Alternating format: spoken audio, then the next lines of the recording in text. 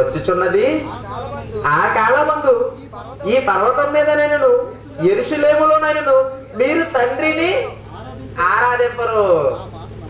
యెషయా గ్రంథంలో చూసాం కదా, అదే దినములో పర్వతం మీద యెహోవాను ఆరాధిస్తున్నారు కదా మీరు. అంటే దేవుని మందిరం ఎక్కడుంది? పర్వతం మీద ఉంది కదా. ఇప్పుడు ఆరాధన క్రమం యేసుక్రీస్తు ఏం చేస్తున్నాడు? మారుస్తున్నట్టుగా కనబడుతుంది. అప్పటి వరకు మెట్లెక్కి పర్వతం మీద వెళ్ళేవాళ్ళు, కొండలెక్కి వెళ్ళాలి, కొండ ఎక్కి వెళ్ళాలి దేవుని ఆరాధించడానికి. ఇప్పుడు అన్నాడు, అమ్మా ఒక కాలము వచ్చుచున్నది, ఆ కాలమందు ఈ పర్వతం మీదనైనను యెరూషలేములోనైనను మీరు తండ్రిని ఆరాధింపరు అనగానే, ఆ మాట వినంగానే సడన్ గా షాక్ లోకి వెళ్ళిపోయింది అమ్మాయి. ఇప్పటి వరకు అందరూ యెరూషలేము వెళ్తుంటే ఈయనంటే అక్కడ యెరూషలేములో కాదు అనగానే మనకైనా ఎలా అనిపిస్తుంది? అప్పుడు మీరంతా ఒక పద్ధతిని పాటిస్తున్నప్పుడు ఇది తప్పు అనగానే మనకి ఎలా అనిపిస్తుంది? ఈయనెవరు మధ్యలోకి వచ్చి తప్పు అంటారు కదా, నువ్వెవడవయ్యా అంటామా లేదా? అప్పుడు ఈ మాట ఆమె నమ్మదని వెంటనే ఏమంటున్నాడు, నా మాట నమ్ము, మీరు నీకు తెలియని దానిని ఆరాధించేవారు. ఇప్పటి వరకు మీరు చేస్తున్న ఆరాధన తెలిసిన ఆరాధన, తెలియని ఆరాధనలో ఉన్నారయ్యా మీరు. ఏంటి ఆరాధన? అందరూ ఒకళ్ళ వెంబడి ఒకడు గుడికి ఎక్కడికి వెళ్ళిపోవాలండి? యెరూషలేము పర్వతం మీదకి వెళ్ళిపోవాలండి. ఇప్పుడు యేసు అంటున్నాడు, నేను వచ్చాను కొత్త ఆరాధన ఒక దానిని ప్రారంభించబోతున్నాను. ఎందుకు? ఇది ప్రారంభించాలన్నది ఎవరి ఉద్దేశం? తండ్రి అయిన దేవుని అభిష్టం. ఎంతమందికి అర్థం అవుతుంది?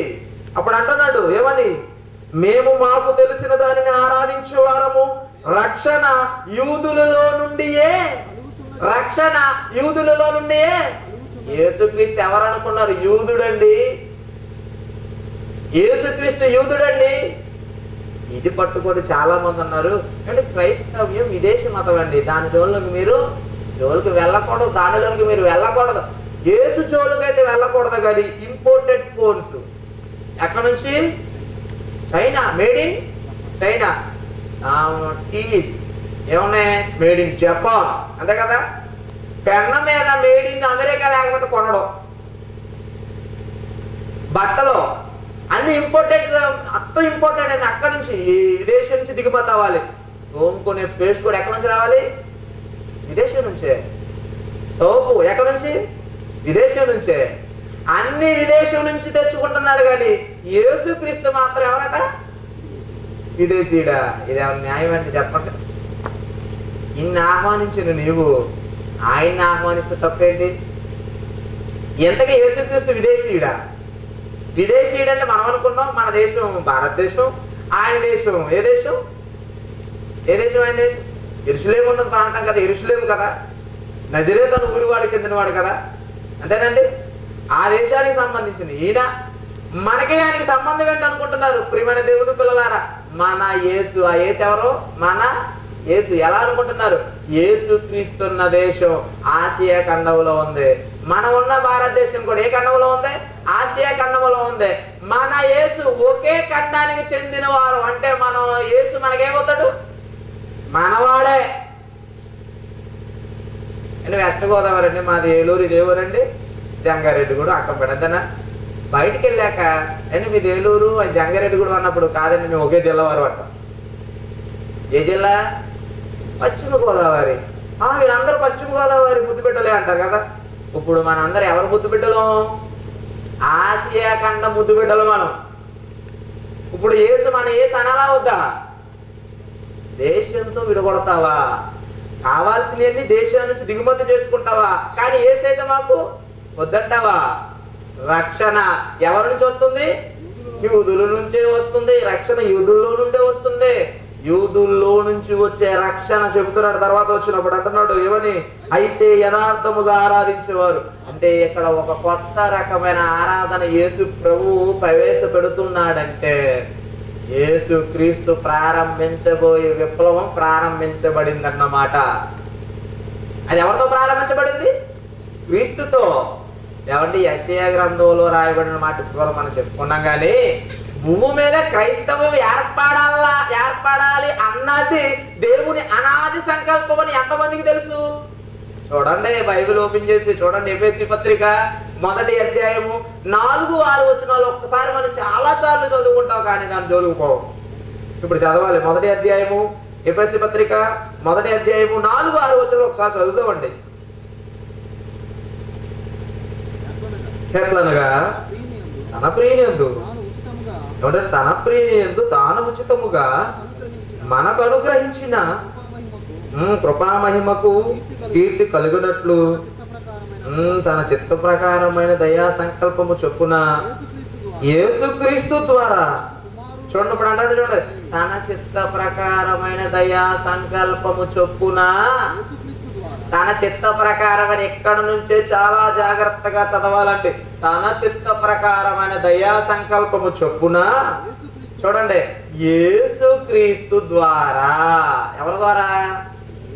యేసుక్రీస్తు ద్వారా తనకు కుమారులుగా స్వీకరించుటకై మనలను ముందుగా తన కోసము నిర్ణయించుకొని. ఎప్పుడు నిర్ణయించుకున్నాడు? ప్రియమైన దేవుని పిల్లలారా, ఎంత వండర్ఫుల్ వర్డ్ తెలుసండి. యేసుక్రీస్తు ద్వారా మనలను తనకు కుమారులుగా స్వీకరించుటకై. పాపం చేసి దేవునికి దూరం అయిపోయిన ప్రజలందరినీ దేవునికి దగ్గరకు చేర్చడానికి సమాధానకర్తగా మన మధ్యకు ఎవరు రావాలి? యేసు రావాలి. యేసులోనికి నీవు రావాలి. యేసులోనికి నువ్వు ఎప్పుడైతే వస్తావో నువ్వెవరి దగ్గరికి వచ్చినట్టు? దేవుని దగ్గరికి వచ్చినట్టు. ఇలా రావాలని ఎప్పుడు కోరుకున్నాడు దేవుడు? ముందుగా. ఎప్పుడు? జగత్తు పునాది వేయబడక ముందే ప్రేమ చేత ఏర్పరుచుకొనును. క్రైస్తవ్యం రావాలన్న కోరిక ఎప్పటిది? ఇప్పుడు ఆలోచించాలి మీరు. క్రైస్తవ్యం రావాలన్నది కోరిక ఎప్పటిది? ఇప్పటిది కాదండి. 2000 సంవత్సరాలది కాదు, కొన్ని కోట్ల సంవత్సరాల కోరిక. తెలుసండి? కొన్ని కోట్ల సంవత్సరాల కోరిక. భూమి మీద క్రైస్తవ్యం ఏర్పడాలన్న కోరిక ఎప్పటిది కాదు. ఎప్పటిది? కొన్ని 100,000 కోట్ల సంవత్సరాల క్రితం అండి. భూమి పుట్టే 1500 కోట్ల అనేది ఒక అబద్ధపు లెక్క చెబుతున్నారు. 800 కోట్లు ఎవరికే తెలియదు. సుమారుగా 1800 కోట్లు అనుకున్న క్రైస్తవ్యం ఏర్పడాలన్న కోరిక 1800 కోట్ల సంవత్సరాల కిందటిదే. ఇప్పుడు క్రైస్తవం వెనకాల ఎంత హిస్టరీ ఉందండి? చూడస్పి హిస్టరీ మాది కాదు. ఇప్పుడు హిస్టరీ ఎవరిదే? క్రైస్తవం ఉంది. మన క్రైస్తవానికి ఎంత హిస్టరీ ఉంది?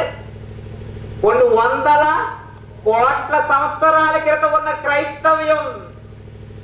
అంత గొప్ప క్రైస్తవ్యం భూమి మీద యేసు ప్రారంభించడానికి వచ్చాడు. దీన్ని వెంటనే ఎలా చిత్రీకరించారంటే మతం అండి అని చెప్పారు. మతమా? మరికొంతమంది ఏం చేశారంటే, అమ్మా నువ్వు క్రైస్తవ్యంలోనికి వచ్చావా, బొట్టు తీసేయాలి, గాజులు తీసేయాలి, తెల్ల చీర కట్టుకోవాలి అనగానే భయపడిపోయాము, అంత దూరం పారిపోయి. ఇదంతా ఏంటనుకున్నారు? దయ్యం ప్లాన్ ఉందో తెలుసా మీకు? రక్షణ ఎవరిలో నుంచి వస్తుంది? ఎందుకు? దేనికి రక్షణ? శరీరానికి, ఆత్మక. చాలా మంది క్రైస్తవం అంటే రోగాలతో బాధపడుతున్నారా? రండి. ఎక్కడికి? స్వస్థతశాల కాదు, రక్తశాల. అది మీ రక్తాన్ని మొత్తం వాళ్ళు ఏం చేస్తారు? పీల్చడమే. 1 వారం కాదు, 7 వారాలు రాట. ఎన్ని వారాలండి? మరి బైబిల్లో యేసు ప్రభు 7 వారాలు రమ్మని ఎక్కడ ఉందా? నేను ముందే చెప్పాను మీకు. Bible answer Bible. వెంటనే స్వస్థత చేసి పంపించాడా? 7 వారాలరా, 13 వారాలరా, 39 వారాలరా అన్నాడా? లేదు. సూర్యుడు అస్తమిస్తున్నా నిలబడి వారి మీద చేతులుంచి ప్రార్థన చేసి పంపించాడు. మరి ఈ రోజు ఏం చేశారు కొంతమంది బోధకులు? ఎక్కడ నొప్పి ఉందో అక్కడ చెయ్యి పెట్టుకోండి, నేను టీవీలో ఉండి ప్రార్థన చేస్తున్నాడు, టచ్ అన్నాడు, అంతే ఆడక పడిపోతున్నాడు. టీవీని పట్టుకోండి, షాక్ కొడితే దరిద్రం వదిలిపోయేది. టీవీ మీద చేయి పెడతారు కదా, షాక్ కొట్టాలండి. జీవితంలో ఇంకొకటి టీవీ మీద చేయడు. యేసుక్రీస్తు లైవ్ లో స్వస్థపరిస్తే వీళ్ళు ఎక్కడ స్వస్థపరుస్తున్నారు? వీళ్ళు లైవ్ లో ఉన్నారు, నే లైవ్ లో, టీవీ లైవ్ లో ఉన్నారు. ఆయన హాయ్ లైవ్ లో ఉన్నారు, వీళ్ళు లైవ్ లో ఉన్నారు, టీవీ లైవ్ లో ఉన్నారు. ఏంటంటే బోధకులు మీరు ఎలా అంటున్నారు, అందుకే మీ దగ్గర రావండి. అంతేనండి, ఎందుకు రారండి? నిజం చెప్తే అందరికి ఉలికిపాటు ఎక్కువ కదా, కోపం ఎక్కువ కదా. నిజం చెప్పకపోతే నువ్వు పోతావు ఎక్కడికే? పాతాళానికి. అయ్యగారు మీరేంటి ఎక్కడ ప్రత్యక్షమయ్యారు? ఆ ప్రభు బిషప్ గారు కూడా వచ్చాడంటాడు. ఎక్కడికే? నరకం.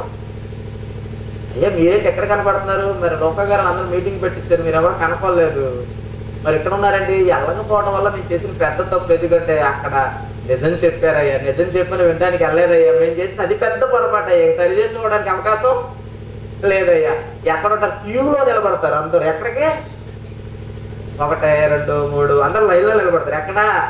పాల ప్యాకెట్లకి ఆధార్ కార్డు కాదండి నరకంలో. నిజం వినాలి మీరు. మన దేవుని పిల్లలారా, క్రైస్తవ్యం అంటే ఆటోమేటిక్ మిషన్ లాంటిది కాదు. అందరూ వచ్చేసి వెళ్ళిపోవడానికి కాదు. ఇది రావడం వెనకాల కొన్ని 100 కోట్ల సంవత్సరాల దేవుడు ప్రణాళిక. ఇది మతం అని ఎలా చెబుతున్నారండి? మతం అంటున్నారేంటండి? మతం అని ఎక్కడని యేసు చెప్పాడా? మీకు అద్భుతమైన విషయం చూపిస్తాను. యేసుక్రీస్తు రాకముందు, క్రీస్తు పూర్వమందు చరిత్రలో యూదులు ఒక మతాన్ని ఏర్పరచుకోవడం, దాని పేరు యోధ మతం. యోధ మతం కదండి. ఇప్పుడు జాగ్రత్తగా ఉండాలి. యోధ మతం. ఇప్పుడు యేసుక్రీస్తు ఎవరు? యూదులే కదా. యూదుడు ఏం చేయాలి? యోధ మతాన్ని ఏం చేయాలి? డెవలప్ చేయాలి. డెవలప్ చేయాలి వద్దా? మీరు ఉన్నారండి, మీ సంఘాన్ని ఏం చేయాలి? పిల్లలు పెట్టించాలి. ఆ పిల్లలతో ఇంకా పిల్లలు పెట్టించాలని కోరుకుంటారు కదా. ఇప్పుడు యేసుక్రీస్తు యూదుడైనప్పుడు యేసుక్రీస్తు యోధ మతాన్ని ఏం చేయాలి? డెవలప్ చేయాలి. ఎందుకని? మతాన్ని స్థాపించాలని ఉద్దేశమే యేసుకుంటే, ఇప్పుడు యేసు ఏ మతాన్ని డెవలప్ చేయాలి? యోధ మతాన్ని డెవలప్ చేయాలి. మరి యేసుక్రీస్తు యూదుడైనప్పుడు యోధ మతాన్ని డెవలప్ చేయవలసిన యేసు యోధ మతాన్ని డెవలప్ చేశాడా? అసలు నేను మతం అన్నాడా, మార్గం అన్నాడా? యోహాను సువార్త 14వ అధ్యాయం 6వ వచనం చూడండి ప్రియమైన దేవుని పిల్లలారా. యోహాను సువార్త 14వ అధ్యాయం 6వ వచనం ఏమన్నాడు చూడండి. నేను మార్గం అన్నాడా? నేనే మార్గం అన్నాడా? నేనే మార్గము. ఎక్కడికి మార్గం? నేనే మార్గం, నేనే సత్యం, నేనే జీవం, నేనే మార్గం అంటారా చూడండి. నా ద్వారానే తప్ప పరలోకం ఎవడో రాడు. దేవుడు ప్రణాళిక ఏంటో తెలుసా? నువ్వు మీద పాపం చేసి నువ్వు పాపిగా మగ్గిపోతే పరలోకం రాలేవని క్రీస్తు ప్రారంభించిన క్రైస్తవ్యంలోనికి నీ పాపం పోగొట్టే రక్తం క్రీస్తు చిందిస్తే, ఆ రక్తం ద్వారా నువ్వు కడగబడి క్రైస్తవుడిగా మారితే, ఇప్పుడు నువ్వు ఎక్కడికి మార్గాన్ని ఏర్పరచుకున్నావు? పరలోకానికి. ఇప్పుడు మీకు అర్థమైపోవాలి, క్రీస్తును ధరించుకున్న క్రైస్తవుడు అన్న ఇప్పుడు ఎక్కడికి వచ్చేటప్పుడు పరలోకానికి వెళ్ళే మార్గం. నా ద్వారా తప్ప ఎవడు పరలోకానికి, తండ్రి ఎక్కడ ఉన్నాడని? పరలోకంలో కదా. పరలోకముందున్న మా తండ్రి అన్నాడు. పరలోకములు ఉన్న దేవుని యొద్దకు చేరాలంటే ఇప్పుడు ఎక్కడికి రావాలి మనం? క్రీస్తు యొద్దకు రావాలి. మార్గం అన్నాడా, మతం అన్నాడా? మార్గం అన్నాడు, మతం అలాగే. కానీ ప్రజలు ఏం చేశారండి? ఈ మార్గానికి మతం అని పేరు పెట్టేశారు. ఇది ఎప్పుడు జరిగింది? ప్రారంభ శతాబ్దంలోనే జరిగింది. అపోస్తుల కార్యములు చూడండి. అపోస్తుల కార్యములు 24వ అధ్యాయము 17వ వచనం ఎప్పుడు జరిగిందో చూడండి. 24:15 అపోస్తుల కార్యములు. ధర్మశాస్త్ర బంధును ప్రవక్తల గ్రంథముల యందును 24